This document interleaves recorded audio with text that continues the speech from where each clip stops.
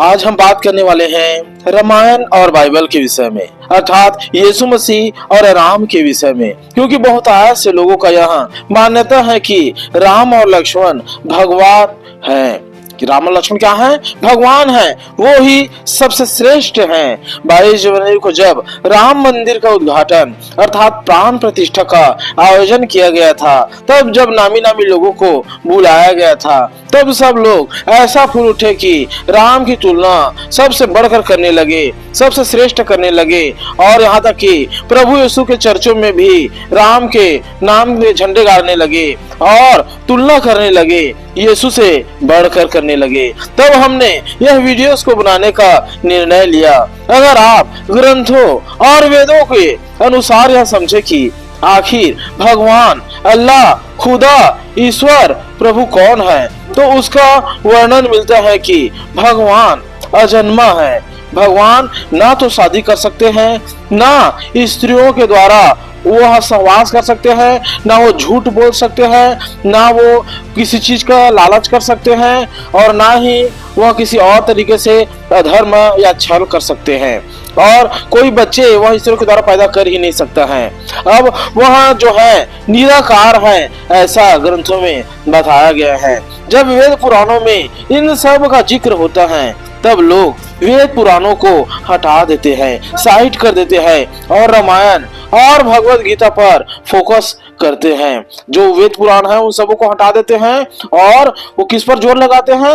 रामायण और भगवत गीता पर main focus लगा देते हैं। क्योंकि हिंदू धर्म में जितने भी भगवान या देवता या देवी हैं जो अवतार लिए हैं या हैं, वो सब देखने में आता है कि सब ने क्या किया है? विवाह किया है। उन सब को सबके पास कहीं न कहीं उन्होंने विवाह किया है, और कई तो बार बार विवाह किया है और बच्चे भी पैदा किया है। जैसे मनुष्य और जीव जंतु करते हैं तो वैसे ही वे भी किए हैं। तो आखिर मनुष्य और जीव जंतु जो करते हैं उनमें और देवताओं में फिर क्या फर्क रह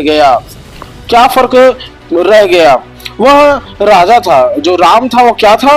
वह राजा था, और उन्होंने भी क्या किया? विवाह किया और उनके द्वारा भी बच्चे पैदा हुए। जो राम लक्ष्मण थे उन्होंने भी विवाह किया था और उनके द्वारा भी बच्चे पैदा हुए।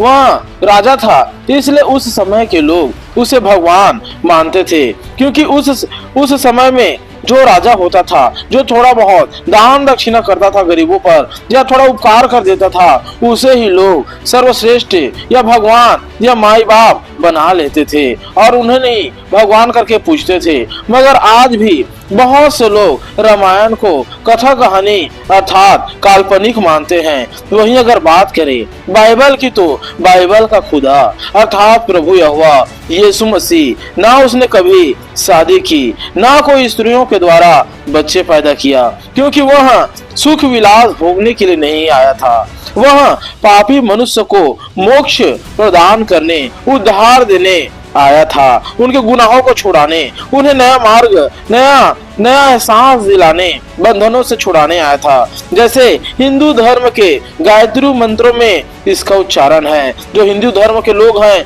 वो कई सदियों से इन मंत्रों का उच्चारण करते हुए आ रहे हैं, जो प्रभु यीशु मसीह का ही वर्णन करता है, जिसका अर्थ है ओम भूर्भुवः स्वः तत्सवितुर्वरेण्यं भर्गो देवस्य धीमहि धियो यो न प्रचोदयात्। जिसका अर्थ है कि हे परमेश्वर, हे जो ईश्वर हैं, वह हमें अंधकार से, पाप से, गुलामी से निकाल कर ज्योति की ओर, उद्धार की ओर, मोक्ष की ओर लेकर चले, अर्थात स्वर्गीय दुनिया की ओर। और जो प्रभु यीशु मसीह हैं, वह जब दुनिया में आया तब उसका यही मकसद था। बाइबल कहती है उत्पत्ति 6 अध्याय में कि जिन दूतों को परमेश्वर ने बनाया था वह स्त्रियों से कुकर्म करना शुरू कर दी, और जिन से वह पाता था विवाह कर लेते थे, और उनके द्वारा सुरमा बच्चे पैदा होते थे, दानव बच्चे पैदा होते थे। क्योंकि अंधकार की शक्तियां यह चाहती थी कि हम धरती पर अपने भी वंश को फैलाए करके।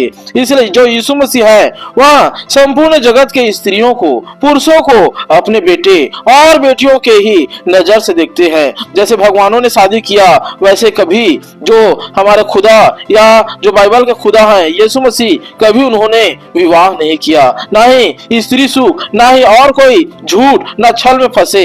इसलिए वो क्या है, वह प्रभु, वह खुदा, वो मोक्ष करने वाला है। इसलिए कभी उनकी तुलना राम से न करे। हो सकता है राम विष्णु का अवतार अच्छा राजा रहा हो, मगर हम देखते हैं कि वह अगर अच्छा राजा रहा हो तो वह जितने भी कार्य किए हैं, जो कार्य किए हैं एक समय में, वह सब अच्छा रहा हो। लेकिन ज्यादातर हम देखते हैं कि वह मार धार के अलावा और किसी बात में लोगों के विचार में नहीं आता।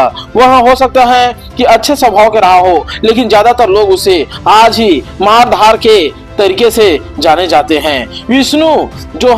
विष्णु के अवतार है राम, ऐसा माना जाता है। और वह जब बार बार अवतार लेते हैं तब केवल मारधार छल ही देखने को मिलता है। चाहे कृष्ण का बर्बरिक वध हो, जो कृष्ण ने छल के साथ बर्बरी को मार दिया था और महाभारत भी करवाया था, और जो राम है उन्होंने कहीं न कहीं वो भी ने छल किया। और क्या किया, बाली को, जो सिगुरी का भाई था, बाली को छल से क्या कर दिया, मार दिया था। जब जब इन्होंने, जो विष्णु है, वह अवतार लेते गए तब कहीं न कहीं छल, झूठ और विवाह का उन्होंने क्या किया है, इस्तेमाल किया, बार बार विवाह किया है। और कई स्त्रियों को अपनी गर्लफ्रेंड भी बनाई है। जैसे आप राधा को जान सकते हैं, राधा को, मीरा को और गोपियों को, इन सबों का क्या है, उन्होंने इस्तेमाल किया।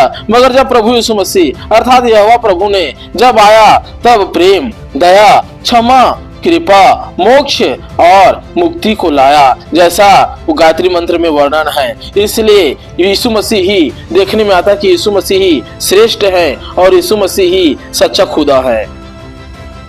God bless you all.